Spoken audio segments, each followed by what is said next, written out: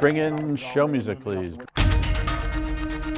Hi, I'm CNBC producer Katie Kramer. Today on Squawk Pod. $56 billion pay package secured. Elon Musk got his vote from Tesla shareholders. But what happens next? Former SEC Chair Jay Clayton on the legal steps to watch.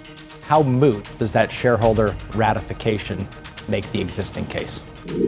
Plus, our Emily Wilkins reports on former President Trump's meetings with CEOs and with GOP lawmakers in D.C. this week. True to form, Trump threw out some ideas that have raised eyebrows. At a meeting with House Republicans, Trump proposed an all-tariff policy and suggested that it could lead to getting rid of the income tax. House Majority Leader Steve Scalise was in the room. He joins us. Foreign policy, domestic policy, what we need to do to win in November so we can turn it around starting next January. And the rest of today's news that got us squawking. Yep, there's some GameStop. It's Friday, June 14th, 2024. Squawk Pod begins right now. Stand Becky by in 3, 2, 1. Cue it, please.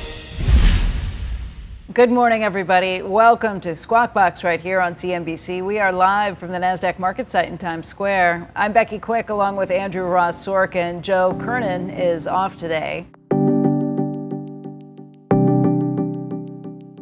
I just want to start off by saying, hot damn, I love you guys. Yeah. That was Elon Musk at yesterday's Tesla shareholder meeting after investors voted to restore his pay package and move the company's incorporation to Texas. Joining us right now is Jay Clayton. He's the former SEC chairman and CNBC contributor. And Jay, a lot of people may think, okay, question resolved. The issue was that they didn't think shareholders knew enough about this. They have reaffirmed with this vote, but maybe not so quickly. This has to go back to the Delaware court. Now what? Well, the court case is still ongoing. The judge found that there were procedural deficiencies in the first vote. What this was a separate exercise by the company to say, okay, whatever those were, we're remedying them. We're doing the vote again. We have the results. The shareholders said, he deserves the pay package. And now it goes back to the court. The question is, I'll say this, how moot does that shareholder ratification make the existing case? Yeah, I mean, if the judge's point is that this was excessive and the shareholders didn't really know what they were voting for, how can you make that same claim when they just voted for it again? Anybody who doesn't know what it's about really hasn't picked their head up. And you make that great point, and then the second great point is, even if you say that there was some procedural deficiency the first time, what's the right remedy? Right. So part of any court case is what's the appropriate remedy here? One of the remedies that she could have ordered, or that the Delaware courts could have ordered, was do it again. Mm-hmm. Well, they've already done it again. Right. So, and what's interesting is in Delaware, there's a principle that the stock price does tell you something. When it was originally nullified, the stock went down. Okay, so now it's approved. The stock goes. Now, look, it's one data point, but it's an interesting data point. Okay, so I have a complicated one for you. Yeah. The lawyer in the case that brought the case was seeking something on the order of close to $5 billion, right? He won the case. Mm-hmm. Typically, you would pay the lawyer something for winning the case. You pay the lawyer. Pay the lawyer for delivering value. To right? shareholders. No. I'm saying so. Typically, there would be some, but there'd be some. You typically get something for winning. So in this case, it appears he won the case, but but the vote has now shown that the shareholders think that he actually created no value. In fact, I could argue that he created negative value to the company because they just spent millions of dollars to have to go through this circus to actually get to this point, and the shareholders voted again for it. So I'm going to make you the judge for the day. Mm-hmm. The lawyer comes in front of you and says, I won the case, Judge. I won the case. You told me I won the case. I should be paid something for my services. I just did this for you.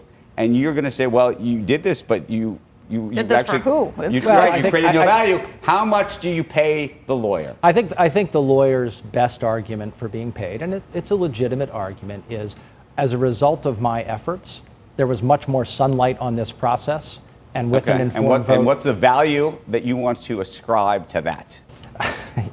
Look, I think you can do it in all sorts of ways, but it has to be related to the value to the shareholders. He's not getting $5 billion. He's not. Yeah, I'll take the. Not getting $1 billion. I'll take the under on $5 billion. But will you Would you take the under on $1 billion? Would you take the under on $500 million? I mean, it seems. I'm thinking like $5 million. Yes. That's what I mean. It seems ridiculous. Well, but look, one of the measures at the bottom of with a successful verdict for a lawyer like this, one of the measures at the bottom of the range is times a rate. So whatever amount of time they spent times a rate, that's probably where the bottom of the range will start. So, but it's not 500 million. Yeah. Okay. That's a lot of hours and a lot of lawyers. You made the point in the notes that look, there's a question about whether Musk's early tweet, I think it was 2 days ago when he tweeted that it looked like the vote was going his way. Is that problematic? And if so, why? Well, look, I'm sure anytime someone like this communicates to the marketplace, people are going to look at it and see whether there was something wrong with it. But let's recognize that anytime there's a proxy battle going on or a vote over a merger, people talk all the time. Well, it's always whispering. It's just like other companies do it. They just don't do it directly. They hire somebody else to go whisper to everybody to say, here's the vote. On this that program, happened to me. In Disney, we were talking Disney, about where it stands That's all exactly the what time. I was going to say. They had proxy advisors who were counting this stuff that I'm sure, were paying to do it, who were calling. But if you speak, but there is the fundamental thing, and look, Elon Musk knows this well from the case we brought when I was at the SEC. When you speak, you have to speak truthfully. Oh, so there's an issue there if there could have, but he released charts at the time that showed based on how many had come through, there's no way it could possibly. Every indication is that and was he that was released good it to data. everybody at the same time by saying it on Twitter. It's not like he was telling certain people that, not others. No, it seemed like that was fair disclosure for the whole thing. For the whole thing. Yeah. Okay, so do you think there are additional lawsuits that could be brought on this, or does this silence some of those situations? Well, it's America. There's always, as I like to say, there's always opportunities, and if potential. This is why that lawyer shouldn't get paid very much money. If there is if something to be gained in it, it only enhances the idea for others to come after it. Go ahead. I think, but the really interesting thing here is tech, because Tesla is a tech company. And Musk is a tech entrepreneur, and the question here is, one of the things that the judge found that I think is gone a little bit unnoticed is that these super CEOs, have some additional obligation because they have so much control over these companies, and that is an issue that is going to be fought out and continue to be fought out in the courts. You mean they should be held to a higher standard? That's. If you read the opinion, what I would say is in layperson's terms. I missed that. Yeah. That's kind of what's in there. That because he has so much influence over the board, so much influence over the company, he's such a force that he somehow has an additional obligation. Is that the truth of any founder, entrepreneur? This is kind of a new question. That's weird. It is. Why be? I mean, what is the higher standard you're expected to be? That's why it's too. You can't really hold on to it. And then the other side of this is, well, if he is that valuable, well, then maybe he's worth all this money. Right.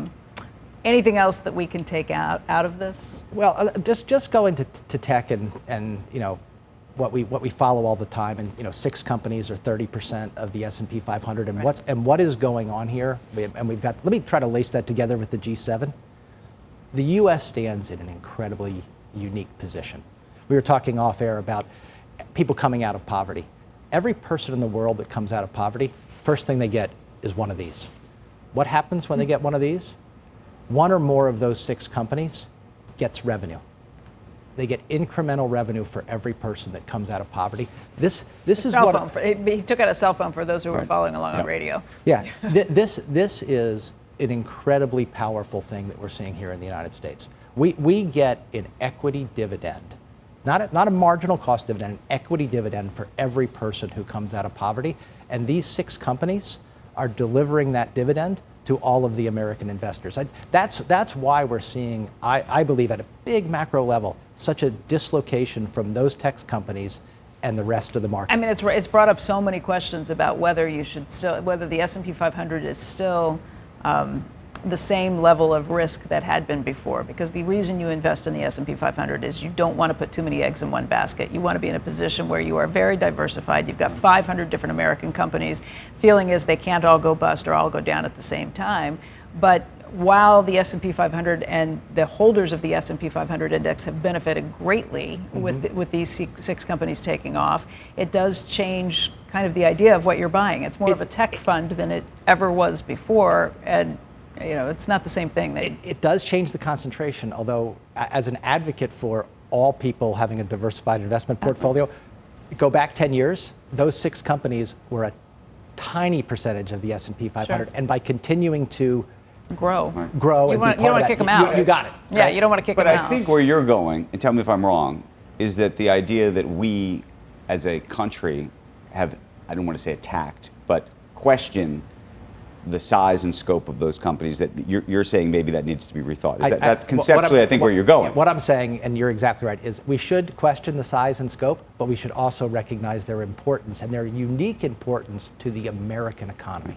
I mean, think about all of the revenue from the rest of the world that those companies collect. I get that, but I will say one of the things that I've been thinking about a lot, and I like the idea that these companies have had the great success they had. I don't want them to not have success. But I'm also very aware of what I think of as the Boeing problem. And I actually think the Boeing's problems, you say, what does Boeing have to do with this? Boeing is one of the great national champions in America. We decided as a country, effectively, from a regulatory standpoint, to allow Boeing to be basically our only major manufacturer of wide-body planes in this country, because we thought we were going to compete with Airbus. With Airbus. Yeah. And there became no competition. No competition. And I would tell you that this is a company that got lazy, decided they were so entrenched that they didn't have to actually do all of these things. And so I do think that there's some value to making sure that there's a competitive market, a demonstrable competitive market, so that we don't have these lumbering giants and then get into a real world of hurt, which is where we are now in the airline world. I think there's a big difference, and you set good polls to look at. There's a big difference between Boeing, Airbus. Airbus is a state-owned entity in a lot of ways. Boeing, Airbus versus these six tech companies who are competing like hell against each other every single day. Thanks, Jay. Yeah, thank you. We appreciate it. A lot more. But we have some news just crossing right now. Tesla revealing the vote count in an SEC filing. Let's tell you about it. Musk's pay package passing with 77% of votes cast in favor. 1.76 billion shares voted in favor versus 529 million against. There were some vocal against. That's what we kept hearing about them, but a tiny portion of this in total. It's more than 73% that had voted in favor of the pay package, by the way, back in 2018. So overwhelming, both on the retail end and then, of course, on the institutions as well. Cheese will be next.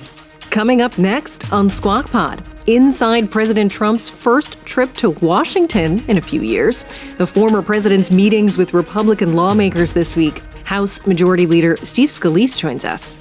President Trump talked about lowering the corporate rate even more, and that helps families, by the way. You've got a big debate on that. Plus, what happened in that other big meeting with Trump in the nation's capital with the CEOs of America's largest companies? CNBC's Emily Wilkins reports.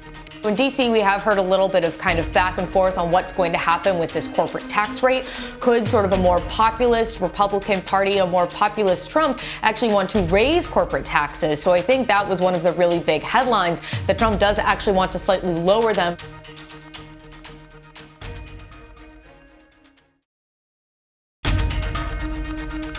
This is Squawk Pod from CNBC, today with Becky Quick and Andrew Ross Sorkin. Here's Andrew. Up and Andrew, Q. We should talk about this story. Former President Trump, Donald Trump, meeting with 80 CEOs yesterday at the Business Roundtable's quarterly meeting. He told them if he's elected in November, they're going to see tax cuts and a curtailment of business regulations, according to people in the meeting. Trump said he wants to bring the federal corporate tax rate down from 21% to 20%. He also mentioned a plan to eliminate the tax on worker tips that he proposed last weekend. Earlier in the day, Trump told a meeting of House Republicans about an idea to impose an all-tariff policy that would enable the U.S. to eliminate income tax. How was the meeting, sir? How was your meeting with Republicans? Did you talk to Leader McConnell? Well, thank you very much. This was a great meeting. There's tremendous unity in the Republican Party. He also spoke about using tariffs to leverage negotiating power over bad actors. I talked to a number of the CEOs who were at that meeting. Do you know why he chose, when he was asked why he was choosing the 20% versus the 21%? No. Thought it was a prettier number. It was a round number. It was a round number. Well, I think it's one way to say that was the answer. I think what he's actually doing is trying to contrast himself with what you can anticipate from President Biden if he is reelected. They've said that they are going to be raising corporate taxes, that's their goal to it. I guess instead of maintaining as it is and just saying the contrast is keep it as is versus that, he's going to say you're going to lower it. I will say I was surprised. I spoke to a number of CEOs who I would say walked into the meeting being Trump supporter-ish or thinking that they might be leaning that direction, who said that he was remarkably meandering, could not keep a straight thought, was all over the map, and that they, which maybe not surprising, but was interesting to me because these were people who I think might have been actually predisposed to him and actually walked out of the room less predisposed to him, actually predisposed to thinking this is not necessarily, as one person said, this may not be any different or better than a Biden thought if you're thinking that way. The only thing I was surprised by, there weren't any, from what I heard, any shocking sort of situations. There weren't any, there wasn't that moment where they were like, oh my gosh, not necessarily. It didn't surprise me, the message that came out of it. Just he's there on a mission to try and woo some of them over, which is why he's talking about lower taxes and probably more importantly, a lighter regulatory touch, getting some of the regulations that put in. Because the CEOs I talk to are more concerned about that than they are the tax base, especially when you're talking 1%. It can be billions of dollars for big companies, but I think when they really look at things, it's the regulatory, what they feel is a very tight regulatory environment to be operating in that concerns most of them. We will be getting a live report from Washington where Emily Wilkins is. She joins us with the biggest takeaways. Good morning. Morning, Andrew. Yeah, Trump's CEOs and Republican lawmakers, they discussed a wide range of topics. But when it comes to that 2025 agenda, the actual things we're going to see next year, taxes are definitely near the top. And that's because major parts of Trump's signature tax bill, all the way back from 2017, are now going to expire in 2025. Trump told CEOs yesterday that he wants to make some of the cuts that we saw with companies and individuals permanent, and he also pitched lowering that corporate tax rate to 20%. Plus, he's continuing to push to eliminate taxes on tipped wages. Now, that's something he rolled out this week, and it could not only help him get blue-collar voters in the swing states like Nevada, but it could also help Republicans pick up the critical Senate seat that's in Nevada and potentially flip the Senate if they were able to do that. Of course, true to form, Trump threw out some ideas that have raised eyebrows. At a meeting with House Republicans, Trump proposed an all-tariff policy and suggested that it could lead to getting rid of the income tax. Now, that doesn't seem likely to happen, but it is in line with Trump's push for higher tariffs. And another big takeaway from yesterday was really the unity around Trump, including from some of his biggest critics, like Senator Mitt Romney, who attended the meeting, and Senator Mitch McConnell, who was shown shaking hands with Trump. Lawmakers also used the meetings to personally wish Trump a happy birthday. They had singing, they had cake. Trump's birthday's today. He turned 78. Emily, what was your sense? I talked to a number of CEOs who were at that BRT meeting yesterday. Curious what takeaways you heard from them on background or otherwise? I mean, I think for a lot of the CEOs, they went into this meeting, they wanted to, of course, focus on the policy implications, get a sense of what Trump was doing. You know, in D.C., we have heard a little bit of kind of back and forth on what's going to happen with this corporate tax rate. Could sort of a more populist Republican Party, a more populist Trump, actually want to raise corporate taxes? So I think that was one of the really big headlines, that Trump does actually want to slightly lower them from 21% to 20%. Kind of shows the influence around him, that even though you might sort of see a more populist wing of the Republican Party rising up, clearly there is still a bit of influence from the business world and from sort of your classic Reagan Republicans. Okay. Emily Wilkins, thank you. The former president met with Republican House and Senate members, including our next guest, to talk about the state of the Republican Party, taxes, the economy, and much more. Joining us right now with some insight is House Majority Leader Steve Scalise. And Leader, we have heard from a lot of different people who were at this meeting. Why don't you tell us what you heard, what the priorities were that the former president espoused? Sure. Good morning. Great to be with you. It was a really upbeat message by President Trump. We talked a lot about the election, what's at stake in November, the president's been talking about some of the same things he's been talking about on the campaign trail, the need to secure our border, how we can lower inflation and keep tax rates low and get the economy back moving again for families who are struggling. He talked about some of the things that he's been seeing on the campaign trail. He's been out to a lot of the swing states, and for those of us that go out to swing districts, we see those same things. The enthusiasm's really high, but there's a lot of concern. I mean, just yesterday morning, and President Trump touched on this, you had a Russian ship right off the coast of Florida. The world is an incredibly dangerous place, and President Biden has not met the challenge. A lot of our friends around the world are in worse positions today. Israel, clearly, Ukraine, you look at Taiwan. So we talked about all of those things, foreign policy, domestic policy, what we need to do to win in November so we can turn it around starting next January. For our audience, a lot of focus on taxes and what that might mean, and not only in the meetings with Republican leaders yesterday, also in his meeting with the BRT CEOs, Business Roundtable CEOs, he brought up ideas about lowering the corporate tax rate to 20% from the existing 21%. Also talked about not taxing any tips as income, leaving that to go. And that's something he had mentioned last week at a rally, too. Obviously, he would need congressional support to get those initiatives passed. Is that something you support? Is that something the majority of people in the room yesterday would support? Yes, and we've been having some early talks already about these big cliffs that are coming next year because of budget reconciliation. A lot of the tax cuts that we're able to put in place under President Trump in 2017 are on the table again. President Biden has made it clear he wants to raise those tax rates, which means if you raise the corporate rate, for example, to 35-40%, which President Biden's talked about, that hits families, that hits small businesses. What President Trump wants to do, and he wanted to go down to around 15% when we were lowering rates last time. There's limits in what budget reconciliation allows you to do, and we ultimately ended up at 21%, which made America incredibly competitive. We were at 35. The world average was 23. We went down to 21, and we got our economy moving again.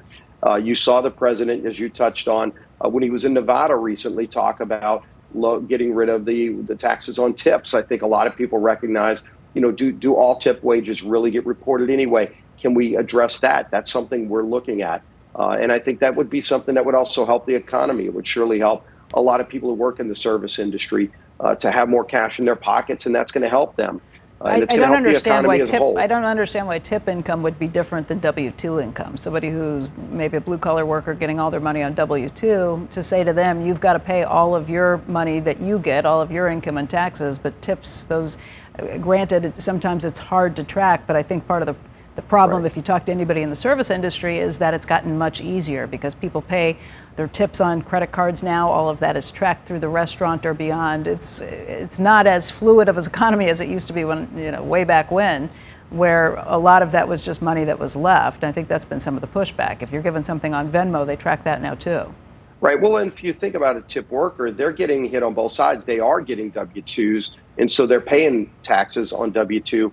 They only get W-2 for the you only get W-2 for the income that you make, and it's below minimum wage. It's below minimum wage that they're often paid. For some, maybe $5 an hour, and you make up for it in tips. Yeah, but at the end of the day, you have, let's say, two sets of accounts you need to keep as a worker, and one is partially tracked through whether it's Venmo or credit cards, and the other is through cash. At the end of the day, it's one of the items that is being put on the table. There are a lot of other good ideas, too. And as you mentioned, President Trump talked about lowering the corporate rate even more. And that helps families, by the way. You've got a big debate on that. And that's going to be a big debate in the presidential election. We have a debate coming up in 2 weeks between Joe Biden and President Trump. Joe Biden wants to raise those rates.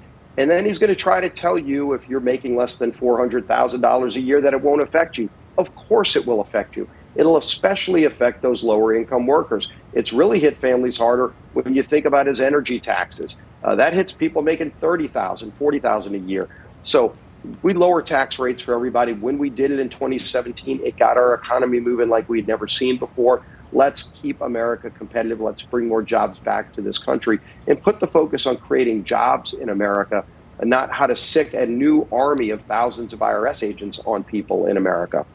Mm-hmm. Leader Scalise, I hear you. Nobody likes paying taxes, me included. But if you lower the the numbers that you're bringing in, if you're lowering the tax rates, it definitely boosts the economy. That's a clear argument to link to it. The problem becomes that you don't make back all the revenue. Maybe you make 10 to 20% of the revenue back.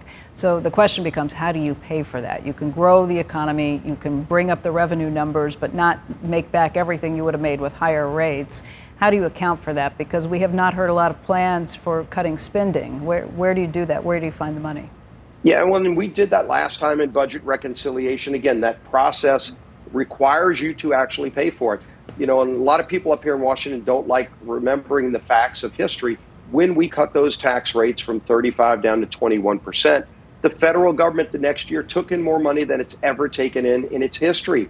We cut taxes, the federal government took in more money. We still have other problems within our budget. One of the things we can do to help pay for it is to get rid of some of the radical regulations that are adding cost to families. It also adds cost to government when you have all these rules and regulations coming out of every federal agency. That's being looked at. Reducing the size of the federal workforce. That's something we've looked at in the House. When you look at the massive explosion, especially since COVID, in some of these agencies, they jacked a lot of these agencies up. Many of these workers aren't even showing up for work anymore. There's been a report that over 70% of the federal workforce are still working remotely, and that work isn't even getting done. Passports, for example, biggest calls members of Congress get right now are things like passports not getting processed, IRS checks not getting returned to people after 2 years because people aren't showing up to work in those agencies. And so if we reduce the size of those workforces, that saves billions and billions of dollars that you can use to put more money in the pockets of families and get the economy moving again. President Trump has floated the idea of raising tariffs to replace income tax. Are you in favor of that? Does that seem like a plan that works to you? Well, if you look, this is something that we discussed 8 years ago when President Trump was in office.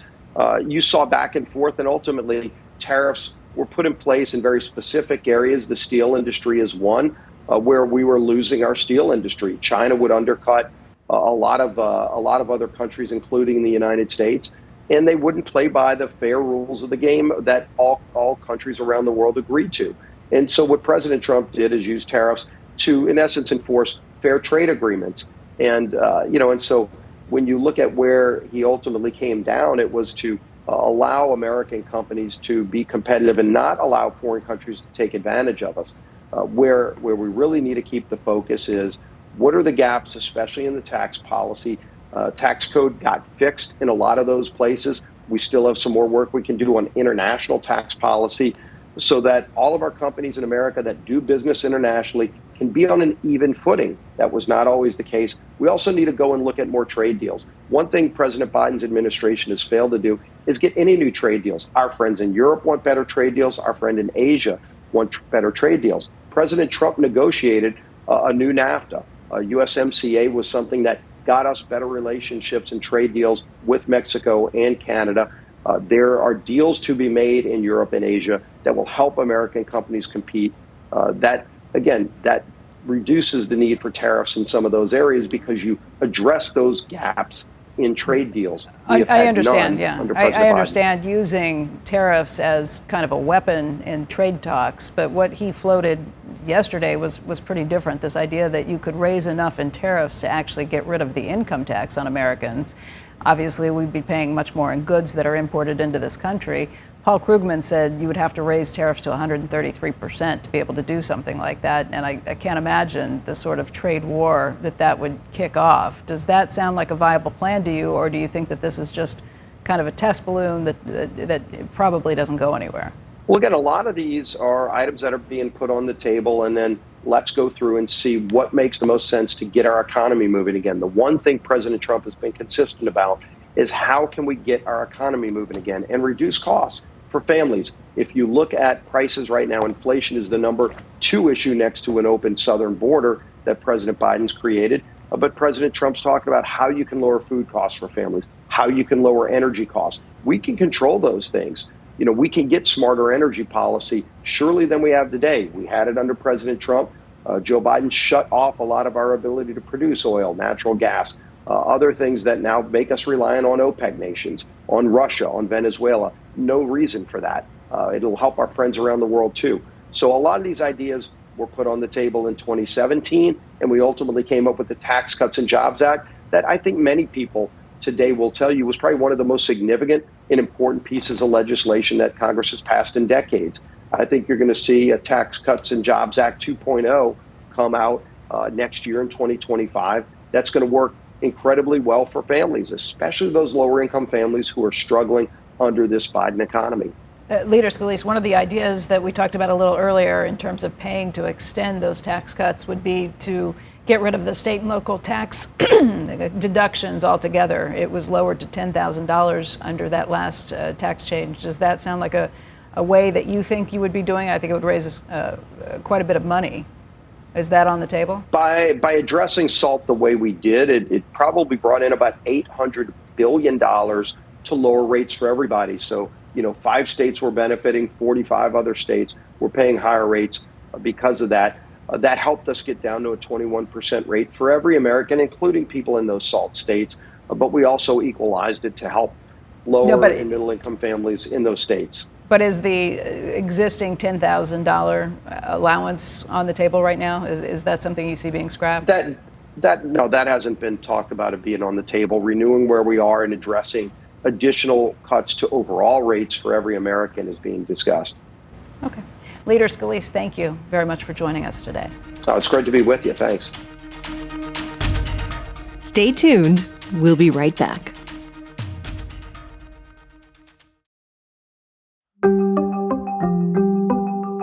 Welcome back. You're listening to Squawk Pod. Here's Andrew.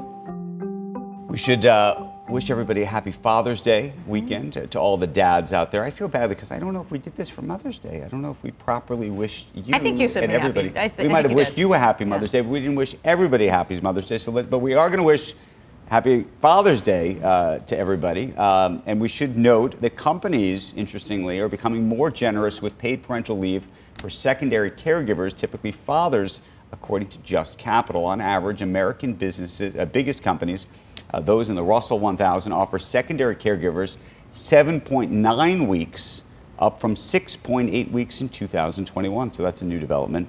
Etsy, S&P Global, HPE, and Snowflake are the companies with the most generous paid parental leave benefits, each offering, you ready for this, 26 weeks to primary and secondary caregivers equally. Zoom, Dropbox, Lululemon, DocuSign are next at 24 weeks. Just over 60% of men take their full paid leave versus 93% of women, according to survey data from Boston College. We're also watching shares of GameStop this morning. Keith Gill, also known as Roaring Kitty, appears to have increased his position in the company. He posted another YOLO update on Reddit last night, reflecting a stake of more than 9 million shares and just over $6 million in cash. That compares to just 5 million shares and 120,000 call options against GameStop back on June 2nd when Gill first started reporting his GameStop positions. It's not clear whether he sold some or all of his GameStop call contracts or he exercised some of the options early to try and add to that GameStop stake. We had seen that earlier, the volume that had picked up, and a lot of traders were speculating that that was him liquidating some of that call option position. GameStop's annual shareholder meeting yesterday was disrupted by computer problems as the servers there crashed under this overwhelming interest. A lot of people trying to log into the live stream. That stock this morning is down by about 1.3%. For the year to date, it's up by 63%, 28.73. I don't know what to make of that. I don't either. And that's the pod for today. And for the week, it's Friday. Squawk Box is hosted by Joe Kernan, Becky Quick, and Andrew Ross Sorkin. Tune in weekday mornings on CNBC at 6 Eastern. To get the best of our TV show right in your ears, follow Squawk Pod wherever you get your podcasts. Thank you for listening. We'll meet you back here on Monday. Have a great weekend. We are clear. Thanks, guys.